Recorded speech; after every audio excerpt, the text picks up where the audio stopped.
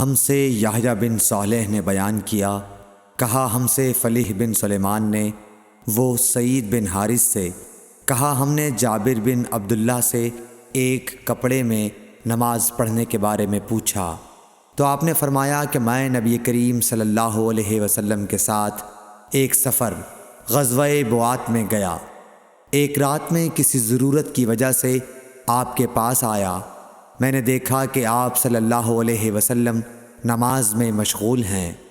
اس وقت میرے بدن پر صرف ایک ہی کپڑا تھا، اس لیے میں نے اسے لپیٹ لیا اور آپ کے بازو میں ہو کر میں بھی نماز میں شریک ہو گیا۔ جب آپ نماز سے فارغ ہوئے تو دریافت فرمایا، جابر اس رات کے وقت کیسے آئے؟ میں نے آپ صلی اللہ علیہ وسلم سے اپنی ضرورت کے متعلق کہا۔ جب میں فارغ ہو گیا تو آپ نے پوچھا کہ یہ تم نے کیا لپیٹ رکھا تھا جسے میں نے دیکھا؟ میں نے عرض کی کہ ایک ہی کپڑا تھا، اس طرح نہ لپیٹتا تو کیا کرتا؟ آپ صلی اللہ علیہ وسلم نے فرمایا کہ اگر وہ کشادہ ہو تو اسے اچھی طرح لپیٹ لیا کر، اور اگر تنگ ہو تو اس کو تہبند کے طور پر باندھ لیا کر۔ صحیح بخاری حدیث نمبر 361۔